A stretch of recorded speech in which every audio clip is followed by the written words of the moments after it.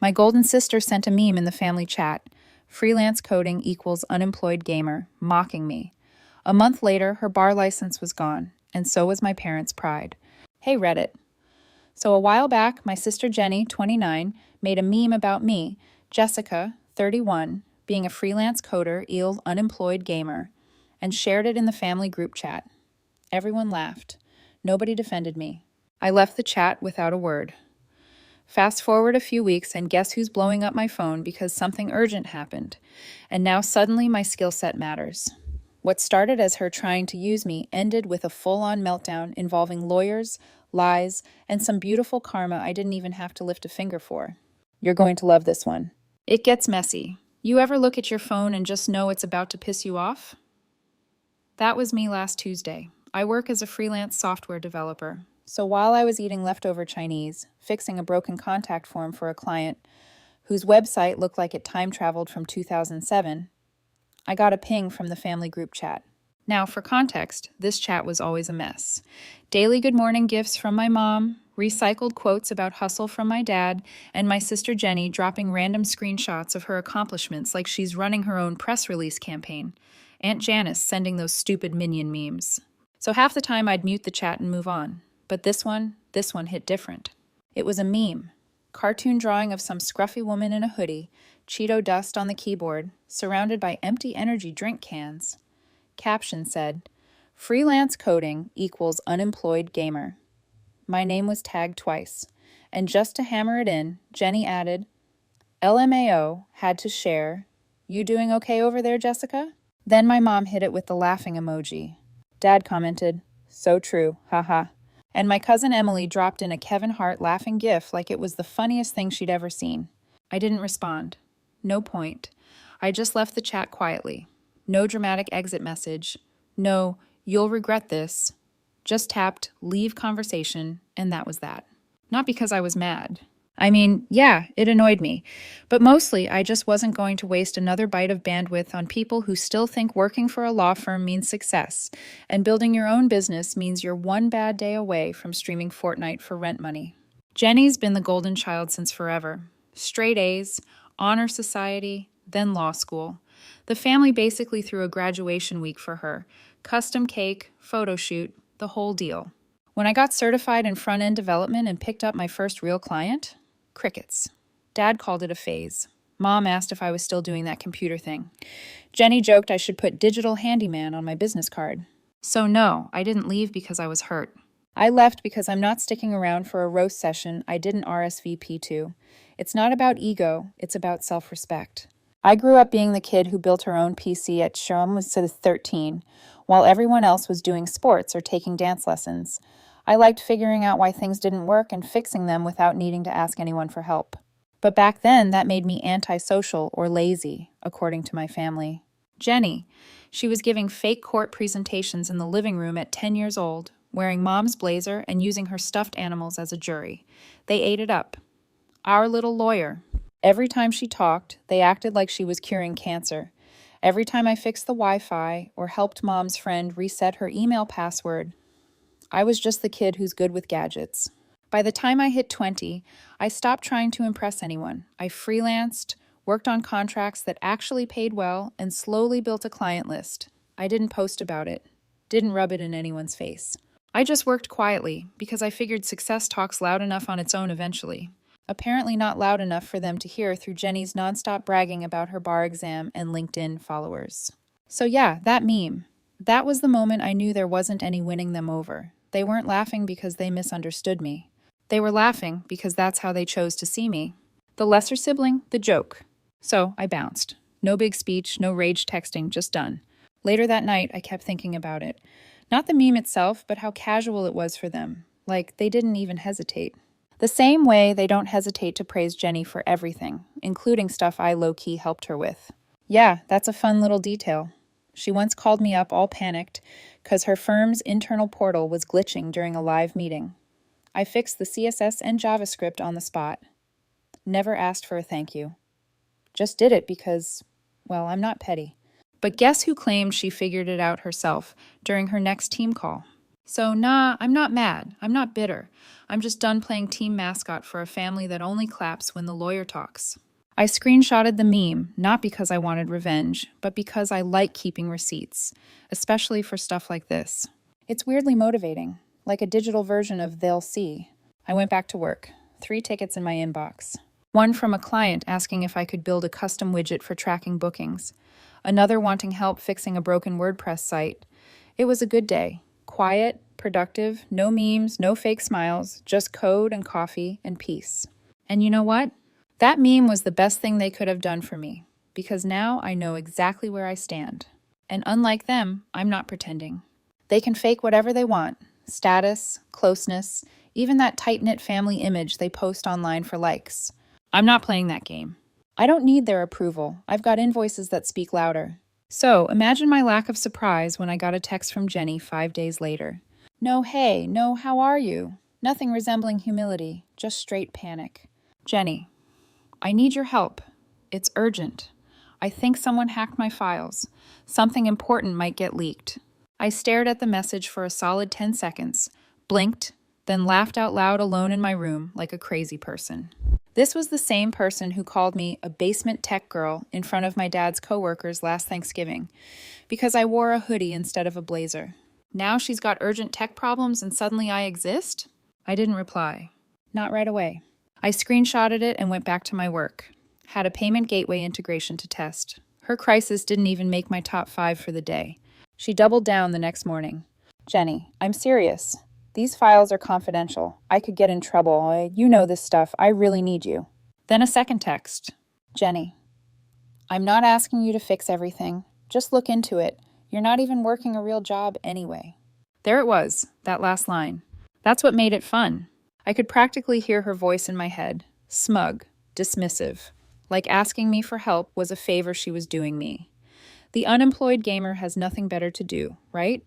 So I responded, Me, you want professional help? You'll need to pay my professional rate. Short, direct, civil, no sarcasm, even. I was proud of myself, honestly. She didn't like that. Jenny, wow, seriously? You're charging your own sister? Jenny, you'd really let me get into trouble just because of a joke? Ah, yes. That's all it ever was. A harmless little joke. Me, I'm not letting you get in trouble. You are. Then I muted her. 3 hours later, my mom called. I let it ring twice, then answered. I already knew the tone she'd use. That soft, performative, guilt-laced voice. The one she breaks out when someone's in the hospital or needs a ride to the airport at 4 a.m. Mom, Jessica, your sister's going through something serious. You really can't just help her out? I took a breath. Me, she said I wasn't working a real job, remember? So this unemployed gamer's busy playing on her keyboard right now. Mom, don't be petty. Me, I wasn't. I was billing. Mom, she's your sister. Mom continued like that was some sort of universal override code. Me, and I'm your daughter. I shot back. Me, funny how that only matters when Jenny needs something. She sighed like I was being difficult, like I wasn't the one being asked to clean up a mess for free while being disrespected for doing it. That's the thing with people like them. They want the benefits of your skills without the respect for your work. They think love equals unpaid labor. What made it funnier? She'd already tried going to other people. I found out later she hit up 2 of her firm's real tech guys in her network she used to brag about. One told her it'd cost her $200, no shortcuts. The other wanted $500 just to open the files. No handouts, no fake sibling discounts. So she circled back to me, thinking I'd jump in for free just because we share a last name. Like I was still the kid fixing her printer in exchange for pizza. Mom, she's nervous, Jessica. Me, she should be. Confidential files, legal career, those consequences aren't a joke. Mom went quiet for a second. Then she dropped the line she always uses when she's losing an argument. Mom, you've always been jealous of her. There it was. The classic fallback. Not you're right. Not we've been unfair. Just the same lazy narrative they've leaned on since we were kids. Jenny the star. Jessica the problem. Doesn't matter how many clients I've helped or how well my business is doing. In their eyes, success only counts if it's in a courtroom or on a LinkedIn headline. Me, I'm not jealous, I said calmly. Me, I'm just done being treated like the family tech support with no salary. She didn't respond, just said fine, then hung up. No goodbye. That night, I went to bed in the same hoodie she once made fun of. Comfortable, stress-free, completely at peace with my decision. The next morning, I woke up to chaos. Screenshots everywhere. Jenny's files had leaked. And not just any files. We're not talking contracts or legal memos. We're talking screenshots of affair convos, personal messages, explicit stuff that had names, timestamps, even a few office-related references. Apparently, she'd been mentoring one of her clients a little too intimately. And the thing is, Jenny is married. So she was having an affair. Suddenly, every mutual connection was whispering.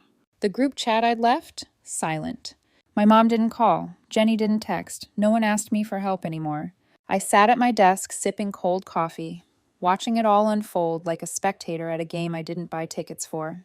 I didn't laugh. I didn't post anything. I just opened my notes app and wrote 3 words. I warned her. Not directly, not dramatically, but in every way that mattered. I told her months ago her passwords were lazy, that storing sensitive crap in Google Drive folders named Do Not Open 1 wasn't exactly Fort Knox. She rolled her eyes, told me not everyone needs to be a paranoid neckbeard. All right then. Now her important legal files were all over the place, but not for the reasons she claimed. It wasn't client contracts or confidential firm stuff. Nope. Turned out those leaked files were screenshots of explicit messages between her and one of her married clients. Texts, photos, even a dumb audio note where she called him daddy and joked about billing their flirty chats under consulting hours. Professional, right? The screenshots had names, timestamps, her work email right in the corner. She didn't even bother using a burner, just raw stupidity uploaded straight to the cloud. By noon, they were circulating everywhere. Someone dumped them anonymously into a private legal group. Someone else posted them in a group chat from her alma mater. And then, of course, it made its way into the local legal gossip circle. To make things worse, one of the messages literally had her law firm's name in it. Let's keep this quiet. My firm would flip if they saw this. Oh yeah? You think? I sat at my desk refreshing a dashboard for a client's e-commerce backend while watching her reputation slide into a ditch in real time. My phone buzzed a few times. One from a high school friend. Yo, is that your sister trending on Legal Mess? Another. Didn't she always call you unemployed? Yep, same one. What really blew me away was how fast it escalated. It wasn't just embarrassment, it was potential disbarment territory. Some people even started speculating about who the guy was, whether it was a client she represented. If it was, then she might have crossed ethical boundaries that go beyond oopsie territory. And then came the cherry on top. Someone leaked that she was under internal review at her firm for conduct-related issues. Translation. They were trying to figure out how fast they could cut her loose without catching stray shrapnel. Around 3 p.m., I got the first real message from her since the whole thing started. Jenny, what did you do? No hi, no help, just straight-up accusation. I stared at it. The irony was unbelievable.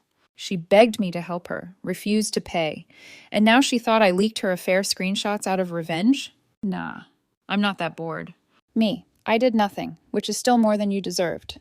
Didn't even get a reply. Just a status update from her on WhatsApp that said, people will lie when they feel threatened. Right. Sure. You're the victim here. By evening, her husband had gone full ghost mode. Deleted his social media. Removed their wedding pics from his profile. Updated his bio to just say, forward.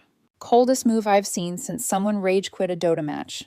The dude had a reputation for being low-key, never into drama, so watching him act like she was dead to him told me everything I needed to know. She didn't just screw up. She torched her own house and expected the rest of us to hold the hose.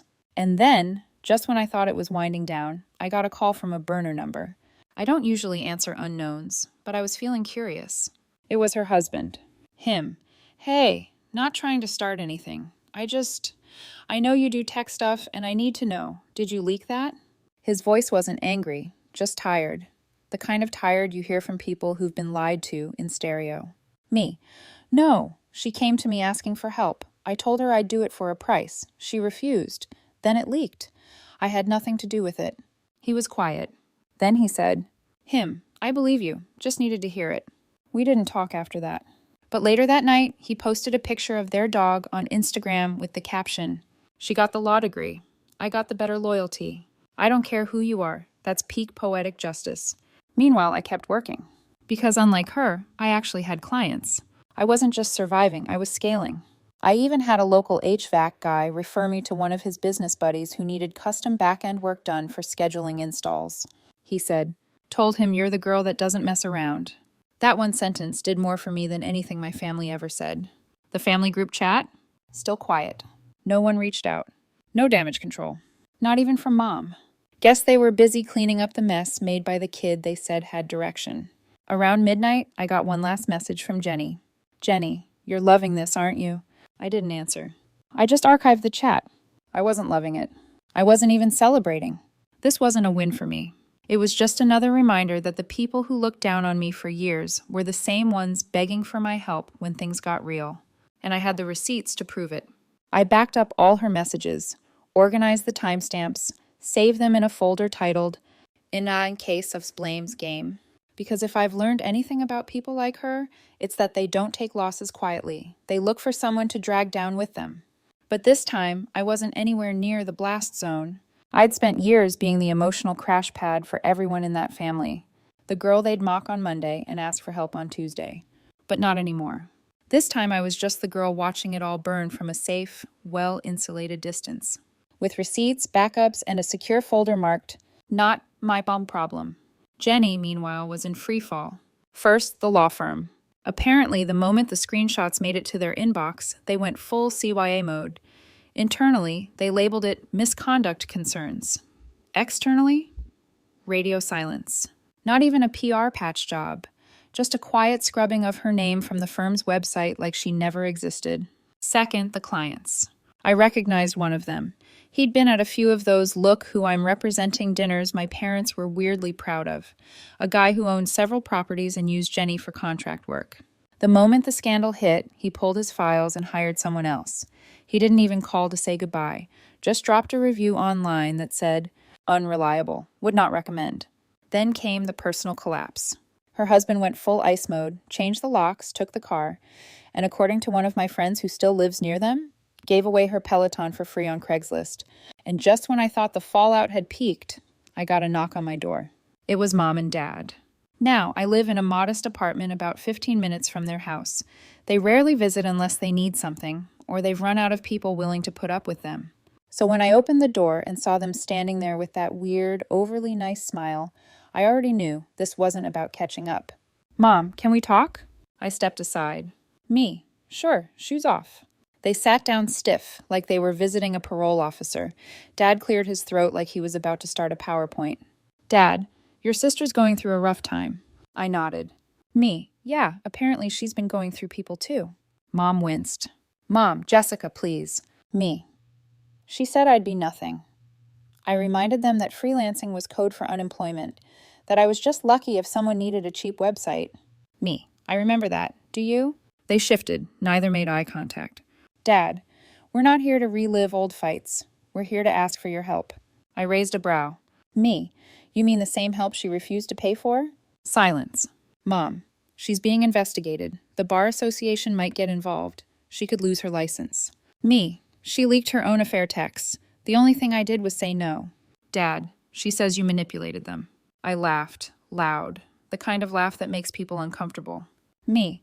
Then she should sue me. Oh, wait. She probably will. Mom, she's scared. Me. She should have been scared before she hit send.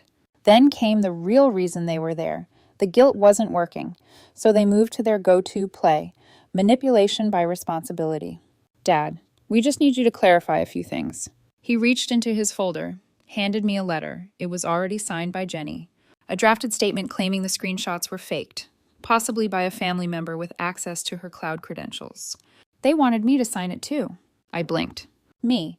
You're asking me to admit I faked a scandal to ruin my sister's life? On paper? Dad nodded like he was handing me a grocery list. Dad, it's just to calm things down. No one's going to check the details. Mom jumped in, arms folded. Mom, you don't even have a reputation to protect Jessica. She does. Be reasonable. I stared at them. Me, you're actually saying I have nothing to lose. Mom, she's a lawyer, she snapped. Mom, she built something. You work from your laptop. You could recover. Me, that's the dumbest logic I've ever heard. Me, you want me to lie so she can keep pretending to be better than me? Dad, we're not asking you to lie. We're asking you to support your sister. I laughed again. Mom, you always twist things, she barked. Mom, This is why no one takes you seriously. You act like the world owes you something just because you didn't get enough attention as a child. I stood up. Me, you can take the letter and leave. Dad frowned, like I'd disappointed him in a spelling bee. Dad, you're being emotional. Me, no, I'm being done. Mom grabbed her purse like it personally offended her. Mom, I hope you're happy when she loses everything. Me, she lost it the second she treated me like trash and expected me to play janitor. They walked out, stiff and muttering. Right before the door closed, Dad said, Dad, you've always had a chip on your shoulder. I opened it back up. Me, yeah, and it's gotten me farther than your approval ever did. That night, I got a text from Jenny. Jenny, you always wanted to watch me fall. You finally got your wish. I didn't answer. Instead, I opened an email from a new client, a property manager who needed back-end support for a housing site. Said he found me through a referral from a real estate agent. Client, heard you're the girl who gets things done without the drama. I accepted the contract. The next morning, I got an unexpected DM on LinkedIn from someone I hadn't spoken to in years, Jenny's former law school roommate. Her, hey, don't know if you heard, but Jenny's been suspended. Word is she's blaming you. There it was. I'd been expecting it. The pivot, the scapegoat move. She didn't just fall. She needed to drag someone with her. And since I was the one who said no, I became the villain in her little courtroom play. That afternoon, I got another message from a company Jenny had applied to before all this blew up. Their hiring manager had seen the drama online and reached out to me directly. Hiring manager, would you be willing to consult with us instead? We'd love to work with someone reliable. I said yes. The new client was clean-cut, professional, and didn't care about the noise. Client, we saw your code samples and the feedback from Elm Creek Realty. You're clearly the one for the job. That was it. No drama, no digging, just respect. But while I was debugging their tenant portal, Jenny was on a different kind of mission, damage control through deflection. The official legal notice hit my inbox 3 days later.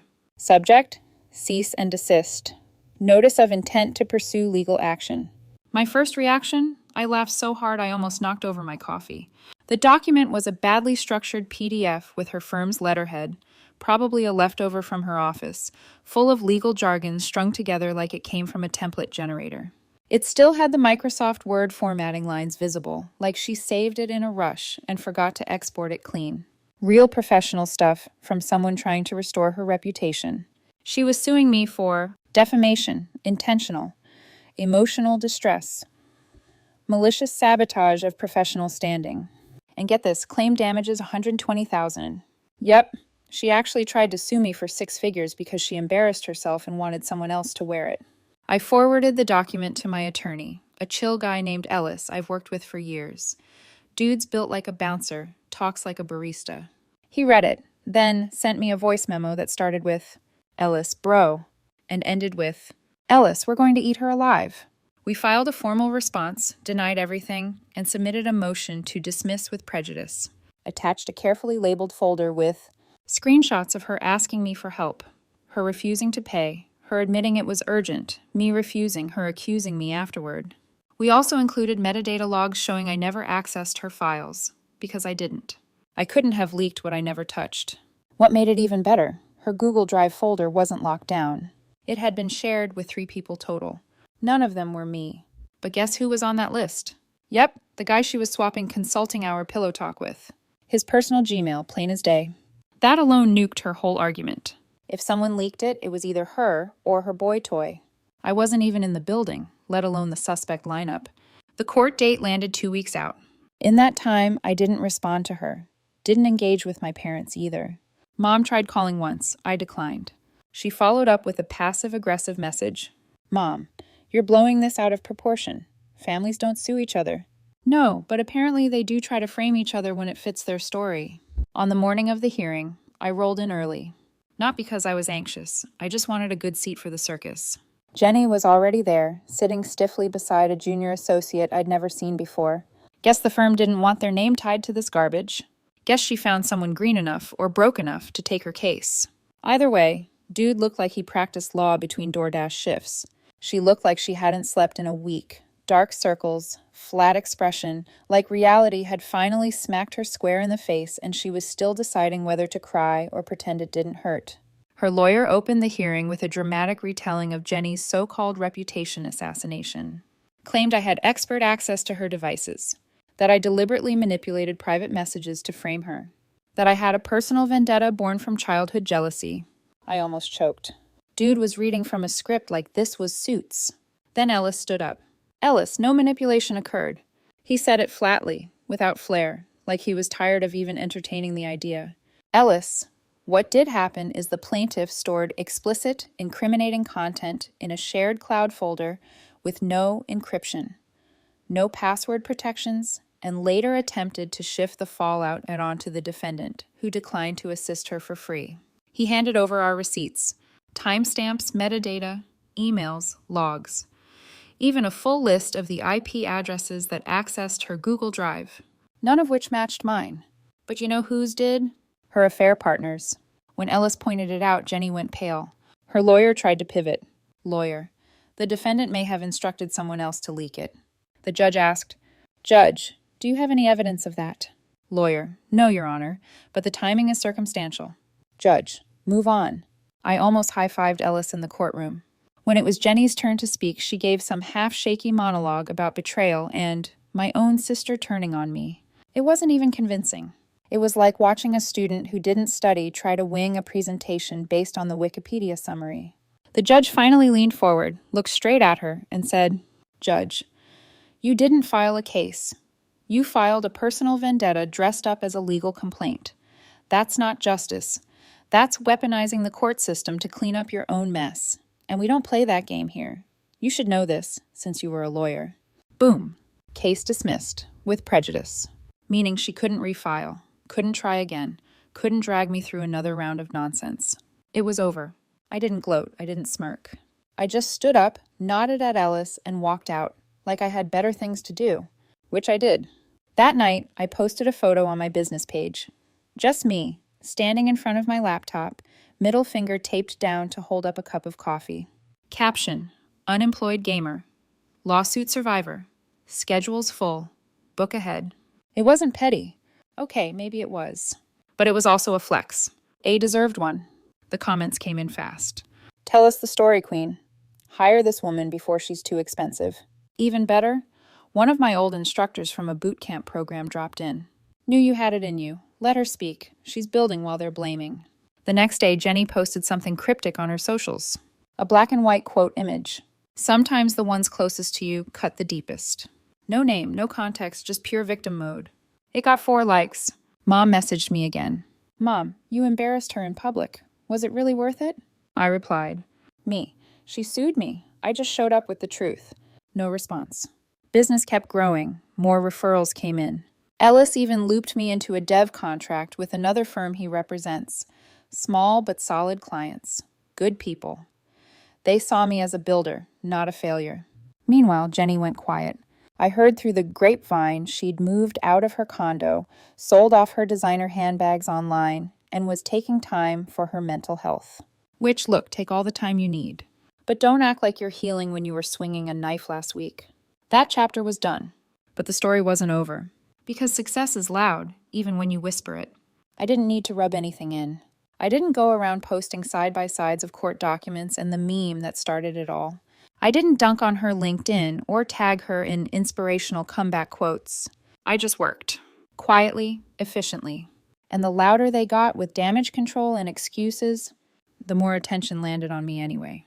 2 weeks after the court win, I signed 3 new clients. One was a referral from Ellis.